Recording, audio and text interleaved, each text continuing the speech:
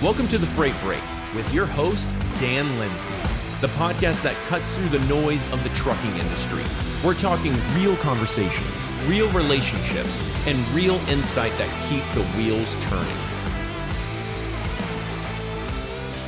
Hello, everyone. Welcome back to this week's episode of The Freight Break, your go-to podcast for valuable and practical content that helps you grow your freight business. I am your host, Dan Lindsey. We've got a fantastic show for you today, but first off, I want to pitch the Broker Carrier Summit and the BCS Freight Network for you. If you are not a member of the BCS Freight Network, you are missing out on the most dynamic, most trusted network in freight. So head on over to bcsfreightnetwork.com and sign up today. All right, we have a show for you today. I have my good friend Chris Jolly, the freight coach, here today. We're going to be talking about business, entrepreneurship, our personal journeys, his personal journey in the freight world. I'm going to sprinkle in some values as well. Hopefully it'll be valuable content for you. Before we do that, however, let's kick it over to our sponsors over at TIE Software. Meet TIE Software's workflow automation, built to help LTL and FTL freight brokers boost productivity. Use custom prompts to automate repetitive tasks like status updates, carrier changes, and shipment alerts right in the platform. Manage operations with automated scheduling, carrier management, and real-time updates. Workflow automation removes bottlenecks, freeing you up to grow your business. Best of all, it's easy to set up and use. No coding or tech skills required. Choose your workflows and TIE does the rest. Book a demo today and see how TIE makes efficiency happen. Also, a quick reminder, if you have not yet signed up for the next Broker Carrier Summit, we are going to be in Orlando October 28th to the 30th. This is an event you will not want to miss. It is quickly becoming the best, most profitable, most valuable week in freight. So if you have not signed up yet, go to our website, www.brokercarriersummit.com or bcsfreightnetwork.com and sign up today. Welcome to this segment of Breaking It Down, and today I have a very special guest. He needs no introduction as far as I'm concerned, but I'm going to introduce him anyway. He is known industry-wide as the Freight Coach. You will recognize him by his trademark orange polos everywhere he goes. I can always find this man at a conference or at an event because he stands out in all the good ways. My good friend, Chris Jolly. How are you, Chris? I'm doing well, Dan. Thank you so much for the opportunity to join you here today. Yeah, thanks for coming on the show. If you don't, maybe you remember this or not. We were in Scottsdale, I believe, a few years ago, and this podcast is largely your fault. It is? That makes sense. So you and I were sitting together at breakfast, I believe. I think I forget what was there. I think it was TIA or something like that. But I was talking about wanting to start a podcast. Didn't really have an idea. Didn't know which direction I wanted to go with it, but you just looked at me across the table and said, you know what? Do it. And so here we are. I probably had an adjective in front of do it, but you did. Yes, I did. You did. No, dude, I'm glad you did, man. Like there has to be more quality information that comes out from this industry that isn't clickbait headline garbage that ultimately only services the entity that's publishing said information, right? Because like that doesn't move the industry forward. That doesn't achieve what the Broker Carrier Summit is trying to achieve out there. And that's like, hey, let's bridge this gap and fix this gaping hole that's inside of the industry. Right. Well, you know, one of the things that really kind of pushed me over the line when it comes to whether or not we do a podcast or how we set up the Broker Carrier Summit or whatever it might be, is that I finally realized that if you don't tell your story, nobody else is going to. And that's true for shows like this. It's true for your experience in the freight industry, whether you're a broker or carrier. We really want to give a platform for people to tell their story and make their voice heard, because if they don't do it themselves, very few people are going to give them the opportunity to do so. Yeah, no, I agree, man. And I've told myself that since I went into business for myself. I'm like, I said, I am going to unapologetically be 100% Chris Jolly. So I do not have to spend 1 second defending a version of myself that is not real. And I feel like in today's day and age with, you know, I don't ever want to say like, you know, the haters or anything, because I if there is any, I don't pay attention to any of it.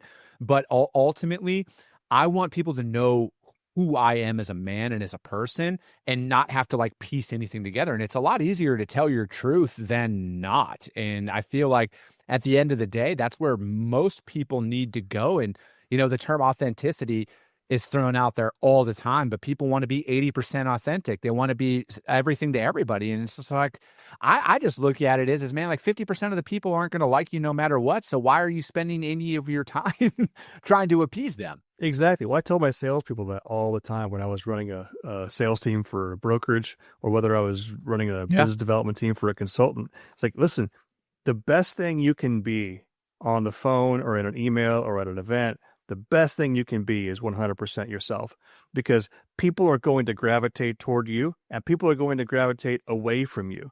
You need to make sure that they're gravitating toward and away the version of you that is true, because people can smell fake a mile away.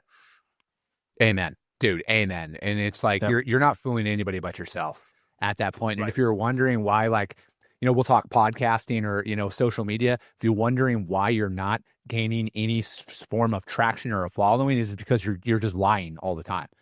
People can sense that from a mile away. Some people might fall into that, but it's a short-term blip, right? And you can see that. I can tell. I look at it like this, man, people's content style, their message style, on how controversial they eventually become, because controversy breeds fake engagement and it breeds engagement out there, but it doesn't have any meaningful change in the market. Right. And that's where you can tell, like, ultimately what their character is by how much trash they talk about certain things out there. Because like, I'm chasing depth at the end of the day with any of my content. I'm chasing depth and like what information I can put out there to help other people at the end of the day. That is my only concern. Whether there's one person who likes a post or listens to my show or 10,000 is irrelevant, as long as people get value out of it. That isn't self-fulfilling. And I can tell by 95% of the content creators and podcasts and media sources in the transportation industry what they stand for. Because it's like, how controversial do they want to go? I could 100x my engagement if I wanted to take that path. I already feel like I have one of the most, like I have the top show in the industry, but like I would be so much further along if I would sit out there and only talk about the bad experiences I've had in the industry that just gain some short-term dopamine hits. But that ultimately is self-fulfilling, and then that's why people burn out ultimately. Yeah. Well, talk to us about how you balance that, because that's 100% true. We had a conversation the other day, me and the BCS team, about content, and we were talking about whether or not we engage certain topics, and we basically decided flat out, no, we're not going to engage these topics, not in this way anyway. It could increase our reach, we could go viral or whatever terms we're using now, for taking the position as extremely as we want to take it. But at the end of the day, if we're not adding value to the conversation, all we're doing is serving ourselves. And like you said, there's enough people in this industry who are doing that. I think that is the smartest choice you guys can make for what you guys are trying to accomplish at the end of the day. That's the stance that I've taken. I mean, again, as the kids say, I got receipts. You can go back 5 years. All of my content is still up there. My original podcast is still up there. Find something that I've said that was controversial, like what we're talking about here, right? About how, drivers are this or brokers are that, or, yada, yada. It's not there. That's self-fulfilling. And I made that choice early on where I'm like, man, I just want to build something that creates meaningful change to an industry that's literally given me anything and everything that I have ever had. Like I come from a trucking family at the end of the day. So like literally every meal that I've ever ate, and I'm not just saying this because everybody's like, it came on a truck, like literally is because of trucking, because that's how my dad supported our family. He was an owner op, so it's like, I look at it as we have a very small window, Dan, to make meaningful change in this industry that we all seemingly want. But again, I know how humans are, how humans are, and we know where they're going to eventually go into. So I feel like that's what's going to help you guys stand out long term. And that's what's going to continue to keep me long term at the position that I'm at with my stuff is I'm not going to partake in that, man. Like I've been baited so many times over the years to do that. And I have just taken a hard stance. I will not publicly comment on stuff. You know, it's like when some of these big high profile CEOs in the industry are, you know, not part of the company anymore. Everybody's got an opinion. I don't have an opinion on that. It's none of my business. You know, Right. like I have no reason to comment on that. Yeah, we had a conversation about a year ago, maybe a little longer, about what's Dan's role when it comes to social media. And I immediately was, I have zero desire whatsoever to be engaged in social media. So we hired a social media manager. So most of the posts that we create, or that I create, are not posted by me. They're collaborated with me on, but they're not posted by me. Because if I were to sit on social media and go down that rabbit hole, you'd see me comment on all the posts all day long, and I would get nothing else done. Yeah. Dude, and don't sell yourself short, man. You're the beauty behind Broker Carrier. Let's call that. That's your role, man. You're the beauty behind what the Broker Carrier Summit's all about. But no, I'm right there with you, man. And I have people now that do my pre-production and post-episode production is all done by Christian on my team. He handles all of that. We schedule out posts, all of those video clips that you see coming out. That's all pre-scheduled posting, because again, I need to balance building a company and the media, right? So I'm balancing both of those out, and we've just developed systems now that help me do that. Anything you see written, though, like a written post, something that's coming from me individually. I don't pre-plan that stuff, because 99% of my content strategy is how I'm feeling in the moment. It has very little to do with planned out, thought out, anything. I just shoot from the hip, man. That's where I operate best. Yeah. Well, and I think it's fascinating as well. So talk to us about your journey, because you and I met, I think it was right at the beginning of COVID. We started interacting. Yeah, I think it was right at the beginning of when you started your original show. I think it was Coffee with the Freight Coach. Yeah. Right? Yeah, that was the original name. Yeah. And so talk to us about why you started that, talking about your authenticity and building your voice and speaking your story. How did you go from where you were at before as a broker to launching a show, and then during COVID, it just absolutely blowing up to the point where, as you mentioned, you have one of the largest, if not the largest, audiences in logistics. And then talk to us about how the decision was made to go back into freight brokerage while running a show. I want to know this. So. Dude, I'm a glutton for punishment, first and foremost. I love to put myself in challenging situations, apparently. But no, man, what started it is I just found myself out of a job at the beginning of COVID. I chose to resign because I'm a genius like that, and timing is everything. And I resigned on a Monday, and by Friday that COVID was COVID. So I was like, and of course I had just moved to Arizona with my wife and my kid. And I can say it in this tone, you guys, because it's 5 years later and things have kind of worked out. But in the moment, I was freaking the fuck out, man. I was freaking out because I'm like, dude, this is a global pandemic. Like, I got a little bit of money set aside. So like, yeah, if it's 2 weeks and everything, like, we'll be fine.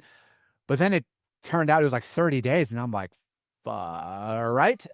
So I chose to go into business for myself. It might not sound like it at times, but I am unapologetically a man of faith. I pray every single day. I read the Bible every single day. And I've been praying for a long time, Dan. I want to be my own boss. I want to do my own thing. And if you have any relationship with God, he works in mysterious ways, as they like to say. And that was the mysterious way. Well, that's one of the first conversations you and I had, actually. We kind of came together over that. Yeah. And that's what it was, is I'm like, I'd been praying for a long time. I want to be my own boss. I want to do my own thing. And that was that moment where I'm like, hey, man, nobody's hiring. If you're going to do it, you're going to do it right now. So I had no plan. I had no idea what I was doing. I YouTube University everything. I figured out how to, and I'm like, all right, I'm going to train people how to be a sales rep in transportation. I'm going to be a sales and operations trainer, is what I was going to do. They call that a consultant, but I didn't know. I was like, I'm going to start this. And so I started doing that. And then I was delivering pizzas at night because I don't come from money. I have a family to feed, and I have no qualms about how I make money to provide for my family as long as it's legal. So I was delivering pizzas at night, and I was listening to Joe Rogan, and then I was listening to Gary Vee. And Gary Vee was like, if I started a business in 2020, I'd start a podcast, and then I'd invite every founder and CEO to come on, because you won't ever find anybody who doesn't want to talk about themselves. So I'm like, boom, done. I am going to start this. And I started a podcast, and that couldn't have been further from the truth, man. Nobody knew who I was. So nobody was like agreeing to come on. So I just started with like the people that I had met on social media. I'm like, hey, you want to come on this podcast that I'm starting? And, so fast forward, it got some legs after like a year is when things like, it was late 2020, early 2021 is when like things actually started to get noticed. That's when I was fortunately approached to have advertisers on my show for the first time and all of that. And, and then fast forward a few years later, I was sitting there, I'm like, hey, how do I become even more edgy in my content? How do I just like, again, go out and put myself out there a little bit more? And I was like, all of my clients that I was working with, and again, man, I had like 8 consistent clients as a consultant. They were working with me every single month. Things were like really good. And I'm like, they're just teaching them what I'm telling them, which is awesome, but I should just go out and build my own, and I should do it for myself. So I decided to jump in feet first, no customer, no revenue guarantee. I was walking away from like probably almost $500,000 in revenue that I was gaining from being a consultant, which isn't bad considering I was like 2 years in at that point. And I'm like, I'm going to go out and build this company. So I walked away from that, and then I dove in feet first, and I've just been figuring it out as I've gone. And, we've grown, right? Like year over year, we've grown every single year. We're in a position now where 6 months into 2025, we have surpassed what we did in top line revenue in 2024, which was all organic growth. But again, it comes down to hustle, man, and not like grind 24/7, 365. It's about building a system and executing upon that system, but staying in there and not changing course too soon, because it doesn't come as soon as you personally want. It takes a lot of time to build anything, whether it's a following, a business, a book of business. It takes a lot longer than you think. And you just got to develop that system and then work inside of that system long enough to where you see that there's some actual ROI coming from it. Absolutely. Well, and that's one of the fascinating parts about owning a business is you learn so much. Everybody, when they think about business owners or entrepreneurs, the perception or the misperception is, oh, these people have it all together. We don't. Spoiler alert. In fact, I think we have less together than most people do on a regular basis. So what are some of the most important fundamental things that you have learned throughout that? Because that's quite a shift in trajectory. I was selling myself short for a very long time. I didn't actually go for what I wanted. I chased safety as opposed to what I truly wanted to do. And then another thing is building a system around my day to build a process to follow, right? And that comes from why I wake up as early as I do, why I go to the gym.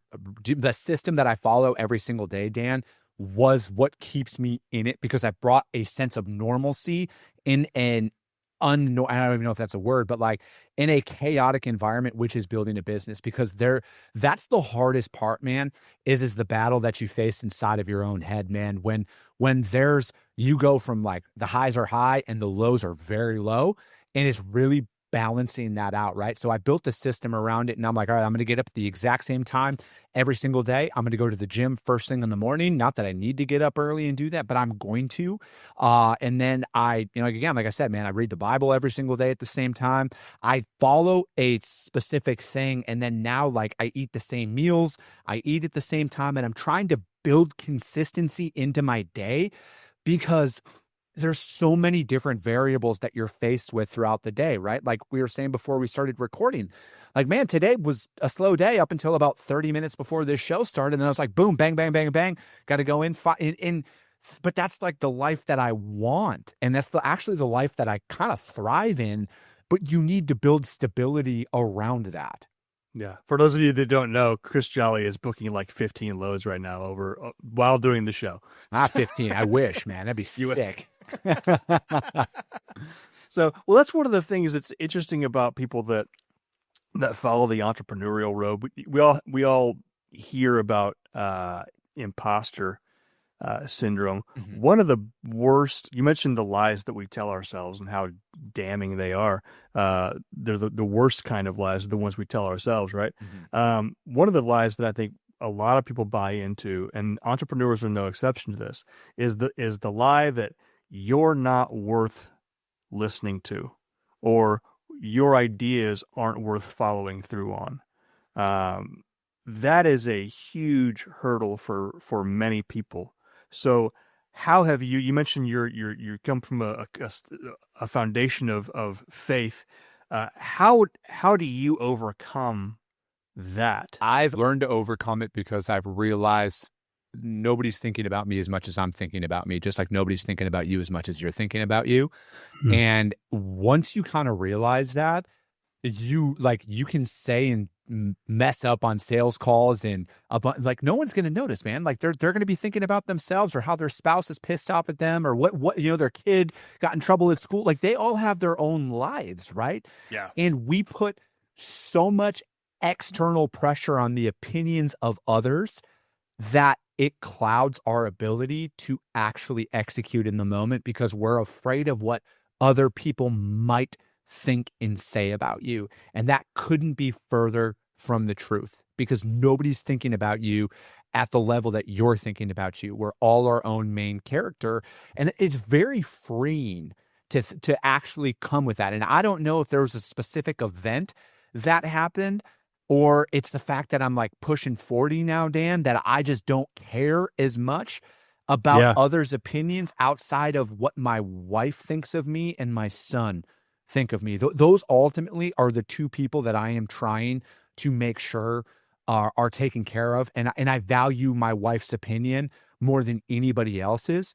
So it's like, as long as I come home and she loves me still, like I won ultimately. That's not saying like I'm not a competitive person or anything like that, but like that's how I've really built that foundation around kind of like how you deal with a lot of that stuff to kind of answer your question there. Yeah. Well, excellent, my friend. As they say, this is the Latin phrase. I'm going to butcher it if I say it in Latin, but fortune favors the bold. There's one lesson that we can learn from this conversation today is be bold and bet on yourself, right? Yeah, And know amen. that you're worth betting on. Well, I mean, what's the, like, as I also look at it like this, Dan, what's the worst thing that can happen? Right. Everything's replaceable but human life. You can make more money, man. Right. And here's the thing, we learn, I think the clinical research, and I'm not a clinician by any stretch of me either. anyone's imagination, but I've read some of the studies and interpreted what I can. But I think one of the ones that I read was that we learn 10 times as much from failing and making mistakes than we do from getting things right. Mhm. And I think one of the things that and you and I have talked about this, that one of the most freeing things for an entrepreneur, for an individual, whether you're a salesperson or a I don't know, a doctor, well, maybe not a doctor. Yeah. Nobody likes when doctors make mistakes. But one of the most freeing things you can do is open yourself up to the possibility of learning from your mistakes and not being afraid to take the risks that you believe are necessary to take so that you can get to where you want to go.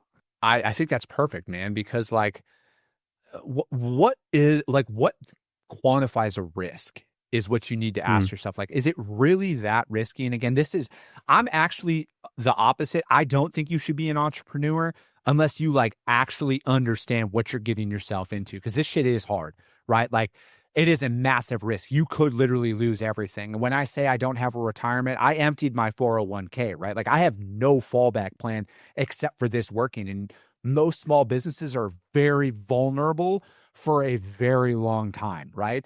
So if you're cool with that and you understand that, do go for it, right? But you can't go into it thinking that it's easy. But like I look at it and again, to like answer the risk part, what's the risk?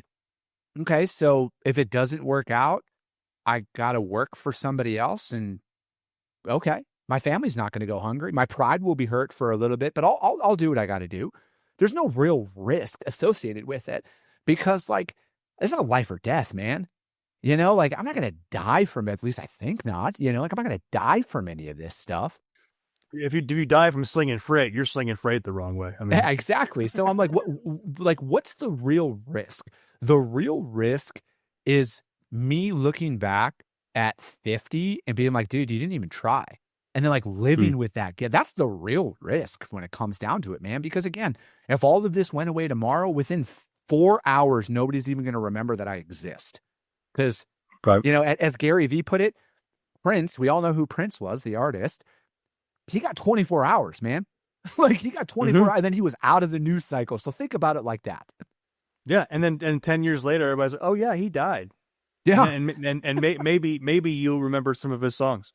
You mentioned family, and I know one of the things, again, we've talked about this in the past. One of the things entrepreneurs, especially in logistics, have a really difficult time balancing is that work-life balance, especially if you go into business for yourself. So talk to us about how it is navigating family when you go all in.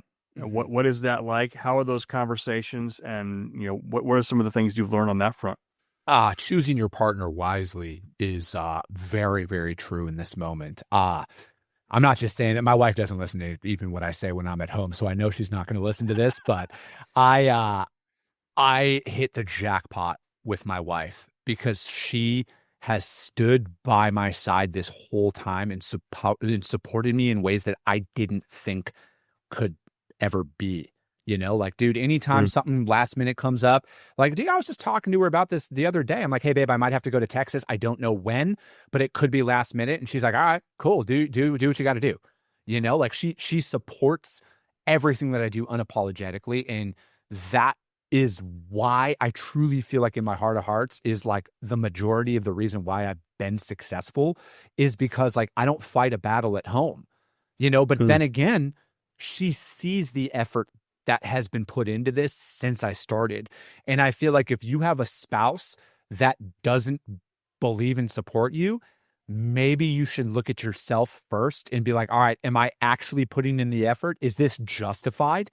Or are they not actually supporting me? Because again, I don't know everybody's relationship at the end of the day, but if you're fucking around and playing video games 6 hours a day and wondering why your business isn't taking off, you should probably look at that, Yeah. But I think like that's the thing. Like I am very, very fortunate that my wife has stood by my side and continues to stand by my side through all of this. And that is a main reason. Choose your spouse wisely. And if they don't believe in you, you got to find somebody who does, because it's going to be very, very hard to do what you need to do if you don't have somebody who actually understands it and believes in what you're doing. Wise words, my friend. All right. Well, thank you very much for joining us on Breaking It Down. I will let you go and get back to slinging freight, my friend. Thank you very much again.